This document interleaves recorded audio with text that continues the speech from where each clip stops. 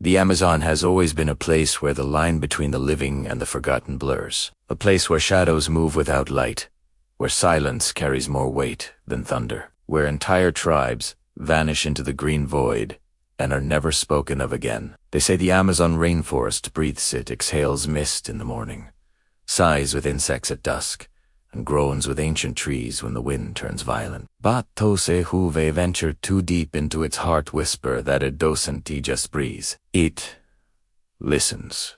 The story begins with a group of outsiders, researchers, who believed themselves immune to the superstitions of the locals. They laughed when villagers told them about the dead heart of the Amazon, a place so cursed that even jaguars avoided its path. Their guides refused to take them, so they entered alone, cutting through vines as thick as arms, marking their trail with ribbons that were swallowed by the jungle the moment they looked away. For the first day, the forest was alive with birds and distant howls. But as they pressed deeper, everything stopped. No birds, no frogs, not even the buzzing of insects, only the rasp of their breath and the crunch of damp soil beneath their boots. It was as if the jungle had turned its face away from them. One of the team members, a woman named Carla, described the silence in her journal as the sound of being buried alive. That was the first time she felt that crawling sensation along her spine, the weight of something unseen hovering just behind her, too close to name, too far to catch. She told the others she heard whispers when she closed her eyes, words slipping between the leaves, voices layered over one another, all saying the same thing in a dozen languages. Leave. But curiosity is a parasite, and theirs was too deep to kill. By the third night, the darkness pressed down like wet fabric, suffocating and endless. Their fire hissed and sputtered, shadows twitching at its edge as if hungry for warmth. One man swore he saw faces in the smoke, distorted and writhing, mouths open but silent. Another said the air tasted metallic, like blood in his mouth, though his lips weren't bleeding. Then came the first sound beyond their camp. A rope creaking. Not a rope they carried, not one they had seen, but the unmistakable groan of fibers straining against weight. The firelight caught it at dawn, a rope swaying between two colossal trees, frayed and blackened as if burned long ago. Below it lay bones.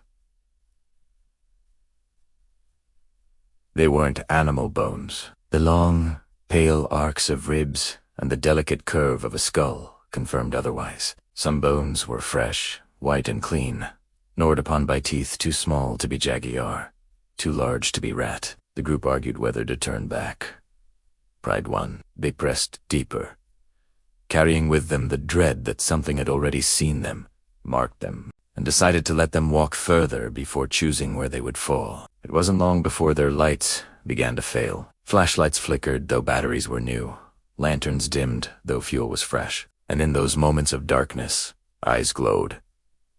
Dozens. Then gone. They tried to convince themselves it was reflection from nocturnal animals.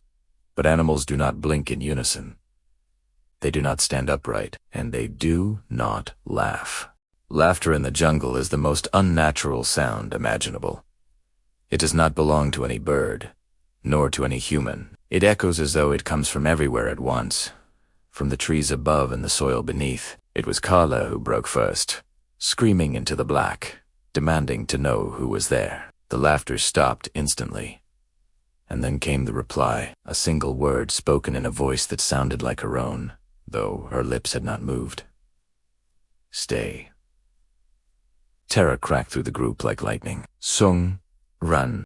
One man was swallowed whole by the dark, his cries cut off mid-breath, as if the jungle itself had closed its hand around him. Those who remained swore the trees themselves shifted when they turned their backs, rearranging paths, closing doors, opening walls. They could never retrace their steps, no matter how carefully they had marked them. Their ribbons were gone, shredded and scattered, sometimes tied around their own wrists while they slept. They found a cave on the fourth night, though cave is too kind a word. It was a mouth, a gaping hole in the earth, edges jagged, air spilling from it colder than any winter wind. They sheltered inside, desperate for protection, only to discover the walls were carved with shapes. Circles.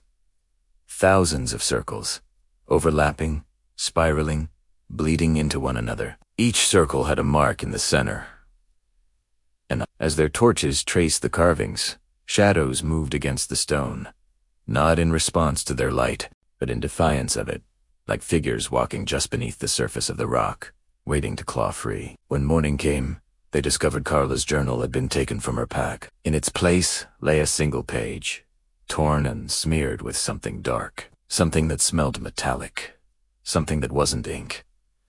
The page showed a drawing, a human body without a face. Where the head should have been, there were only more eyes, layer upon layer, watching, stacked in circles like the carvings on the cave walls. That was when the remaining three understood they were not alone, and worse, they were not being hunted by something living. They were trespassers in a place where the living and the forgotten coiled together, a forbidden pocket of the world where memories were flesh and shadows were teeth. They tried to flee, but the jungle's not kind. They described how trees grew overnight, blocking paths they had walked only hours before, how the river turned black, moving without sound, carrying shapes beneath its surface that stared upward with too many eyes.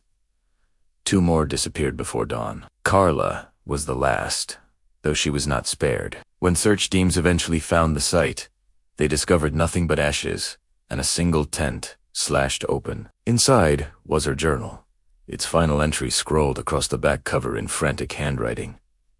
"Idiocinti the jungle. The jungle is only its skin. Something older lives inside. Something that wears the Amazon like a mask. And it has been waiting." This story has passed through countless mouths, each retelling, reshaping it, but one detail never changes. The survivor. Yes, there was one who staggered back to civilization, hollow-eyed and unrecognizable. He never spoke again, save for one word he repeated in the hospital before vanishing without a trace.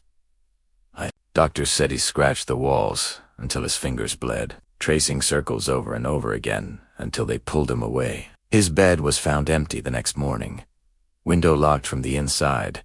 No footprints, no trail. Only one thing remained on the sheets, a circle drawn in blood, filled with hundreds of tiny dots, hundreds of eyes. Skeptics dismiss it as legend, a tale meant to scare tourists or warn children away from wandering too far.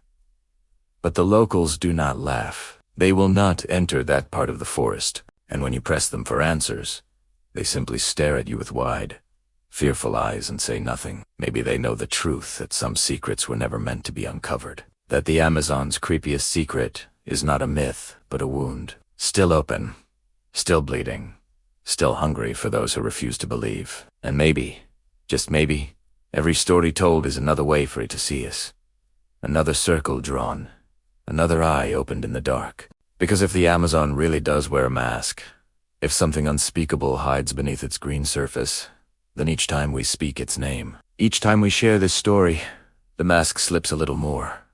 The jungle listens, and one day it will answer. If you feel those unseen eyes on you right now, don't look away. Another nightmare waits, and the shadows click now, and let it in.